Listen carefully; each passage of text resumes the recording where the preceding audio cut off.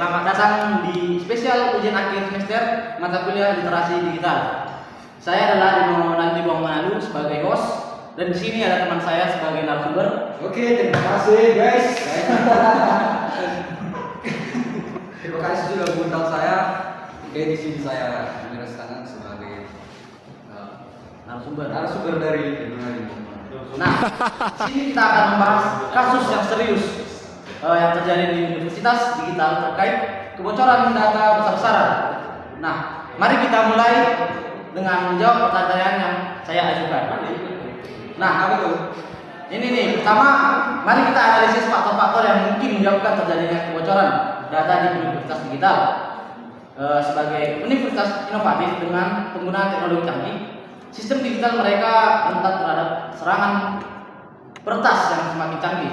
Nah, selain itu mungkin ada kekurangan dalam implementasi keamanan sistem atau pelatihan yang tidak memadai terhadap ancaman keamanan digital. Nah, menurut saya bagaimana?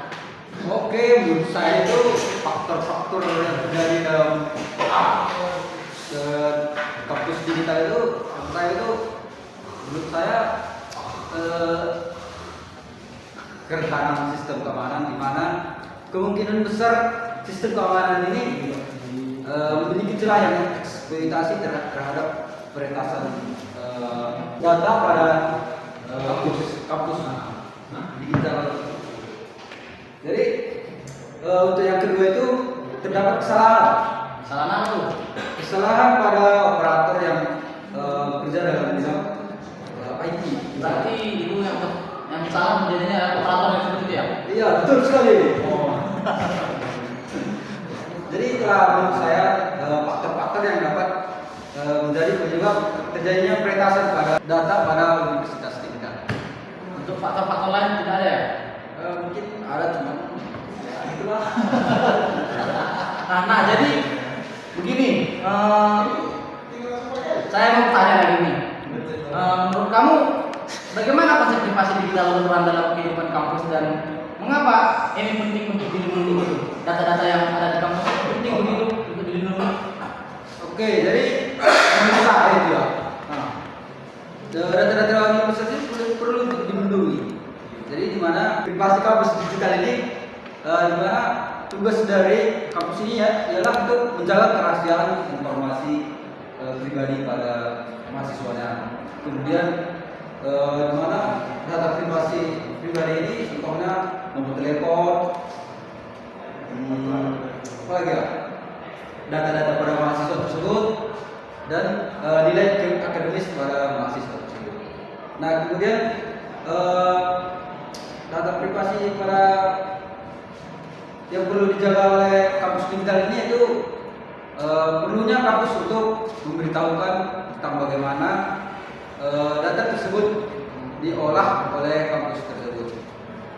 Dan juga kampus perlu memberikan pemahaman kepada mahasiswa untuk mengakses dan mengoreksi data mereka yang tidak akurat. Begitu menurut saya. Nah, ada lagi nih pertanyaan saya. Jadi, bagaimana atau apa regulasi yang relevan dengan perlindungan data pribadi di institusi pendidikan ini? Bagaimana? Oke, untuk regulasi ini mungkin sudah dijelaskan dalam undang-undang diri ini. Regulasi dan peraturan yang dilakukan oleh universitas digital itu yaitu universitas digital perlu memahami dan mematuhi beberapa regulasi yang akan saya sebutkan. Yang pertama itu sudah diatur dalam Undang-Undang Perlindungan Data dan Pribadi ataupun UU DDP. Kemudian Peraturan Menteri Komunikasi dan Informatika Nomor 12 Tahun 2016 tentang perlindungan data pribadi. Nah, kemudian yang ketiga itu pedoman keamanan dan informasi untuk pendidikan tinggi. Nah, regulasi tersebut harus dipatuhi oleh universitas digital demi menjaga keamanan data pribadi mahasiswa.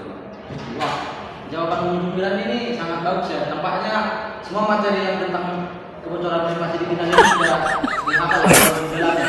Wajib dong. Nah, jadi ada saya pertanyaan terakhir nih. Apa itu? Ini pertanyaan saya.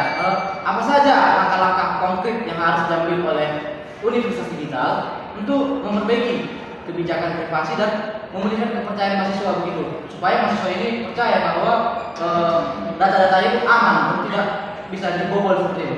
Oke, jadi langkah-langkah yang dapat dilakukan oleh Universitas Digital demi menjaga data pribadi mahasiswa itu, menurut saya itu meningkatkan keamanan dan sistem.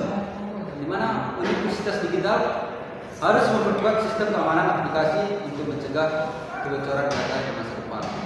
Kemudian itu melakukan navigasi yang menyeluruh. Artinya universitas harus melakukan investigasi menyeluruh untuk mengetahui penyebab kebocoran tersebut. Nah, yang ketiga meningkatkan transparansi.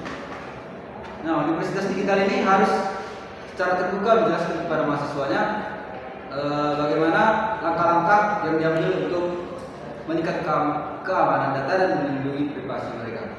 Oke, yang keempat ini yang paling penting, yang mana itu membuat kebijakan privasi yang lebih kuat gitu.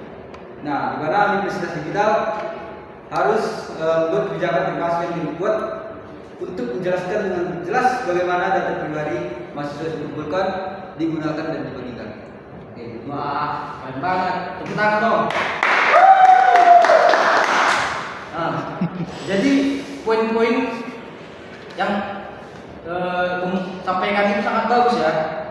Ini pasti akan membantu Universitas Digital untuk menangani krisis kebijakan privasi dan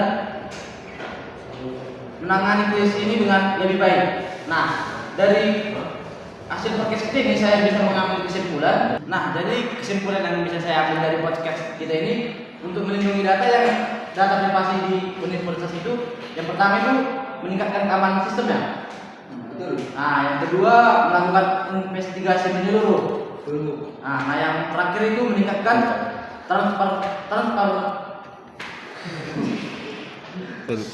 Nah, yang terakhir itu meningkatkan transparansi di universitas ya kawan. Betul.